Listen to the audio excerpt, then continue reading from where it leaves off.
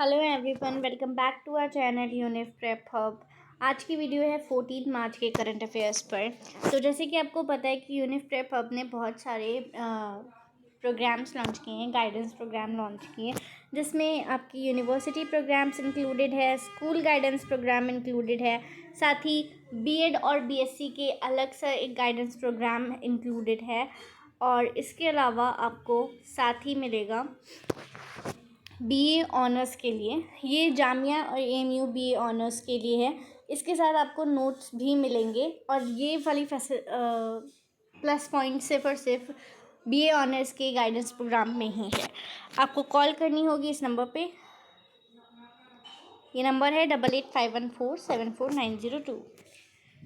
चलिए अब आज के रिवीजन और करंट अफेयर्स पे चलते हैं। रिवीजन से स्टार्ट करें तो which company has partnered with election commission of India to provide authoritative information on voting processes for the upcoming general elections. कौन सी कंपनी ने इलेक्शन कमीशन ऑफ इंडिया के साथ पार्टनरशिप करी है इंफॉर्मेशन और वोटिंग प्रोसेस बताने के लिए इस जनरल इलेक्शंस के लिए? करेक्ट आंसर इज ऑप्शंस जो हैं वो हैं गूगल, मेटा, अमेजॉन, एक्स यानी formerly known as Twitter. Correct answer is A, Google. Next question number 2, who was the next chief minister of Haryana after Manohar Lal Khattar and his cabinet minister submitted their resignations? A Nitish Kumar, B Vishnudev Sai, C Pramod Sawant, D Nayab Singh Saini. Correct answer is D, Nayab Singh Saini. Question number 3, Foreign Secretary Vinay Mohan Quatra's service tenure has been extended by the dash months by the government. A 4, B 6, C 5, D 7. Correct answer is 6 months.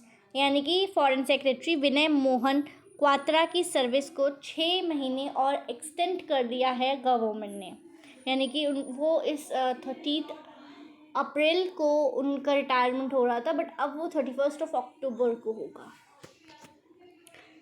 अब आज की important news, Bhutan के PM Tshering Tobgay set to visit India. Bhutan के PM हैं तिशरिंग तोब्गे, वो India आ रहे हैं। इस schedule to visit India from March 14 to 18, यानी कि वो 8 से इंडिया के दौरे पे हैं। At the invitation of prime minister Narendra Modi, माननीय प्रधानमंत्री नरेंद्र मोदी ने उन्हें इनवाइट किया है। ये तोब्गे की पहली विजिट होगी overseas visit since assuming office in January 2024।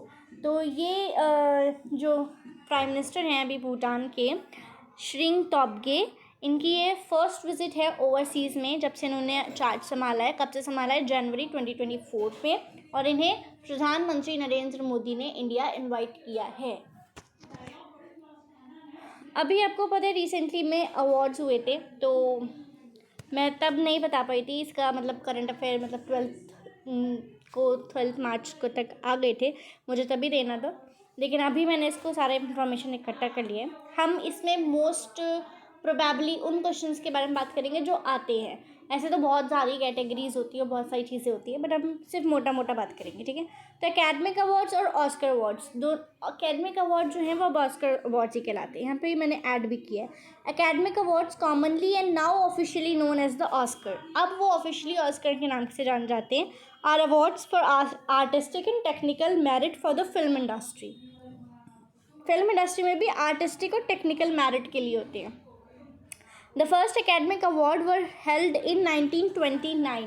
1929 में पहला academic award हुआ था. Second ceremony in 1930 was the first one broadcast by radio. Second ceremony हुई थी 1930 में और इसको रेडियो के द्वारा ब्रॉडकास्ट किया गया था। और फिर in 1953 and the 1953 ceremony was the first one in television.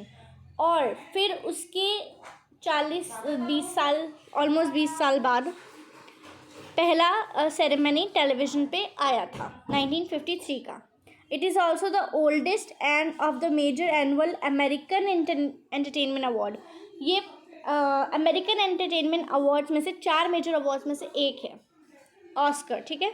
बाकी जो है वो है एमी अवार्ड, ये टेलीविज़न के लिए, टोनी अवार्ड ये थिएटर के लिए है, ग्रैमी अवार्ड ये म्यूज़िक के लिए है, ये तीन, इसके मतलब ये 4 अवार्ड्स होते हैं। ऑस्कर होता है, एमी होता है, टोनी होता है और ग्रैमी होता है, ठीक है।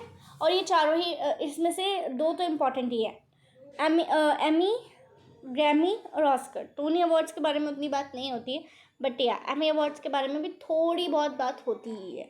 इनका भी कभी कभार क्वेश्चन आ जाता है, बट मोस्टली ऑस्कर और ग्रैमी से ज़रूर पूछा जाता है। इससे पहले ग्रैमी अवार्ड्स के बारे में हम पढ़ ही चुके थे। तो ये कौन सा एकेडमिक अवार्ड है? 96th academic award ceremony presented by the academy of motion picture arts and science. किसने प्रेजेंट किया है? Took place on March 10, 2024 at the Dolby theatre in Hollywood, Los Angeles. Los Angeles venue था इसका। कब हुआ है? 10 मार्च 2024 को। कौन सा एडिशन था? 96th एडिशन था। ड्यूरिंग द गाला, मतलब ऐसी कोई सेरेमनी होती है तो उसे गाला कहते हैं। द AMPAS यानी कि academic motion picture arts and science presented academic awards in 23 categories honouring film release इन 2023। कितनी कैटेगरीज में अवार्ड्स प्रेजेंट किए गए? 23 कैटेगरी में, ठीक है। Comedian Jimmy Kimmel hosted the show for the 4th time. Jimmy Kimmel ने ये शो 4थी बार host किया है। Following the 89th ceremony in 2017 and 19th ceremony in 2018 and 95th ceremony in 2023।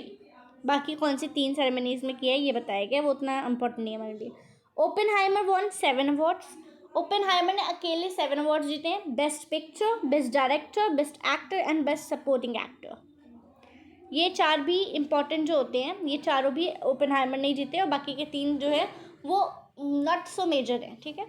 Other major winner include poor things with 4 awards, और poor things ने 4 awards जीते हैं। तो मतलब सबसे हाईएस्ट जीते हैं ओपेनहाइमर ने 7 अवार्ड्स, और सबसे फिर उसके बाद जीते हैं पुअर थिंग्स ने 4 awards. 96 academic awards 2024। Best picture award Oppenheimer ने जीता है, ठीक है।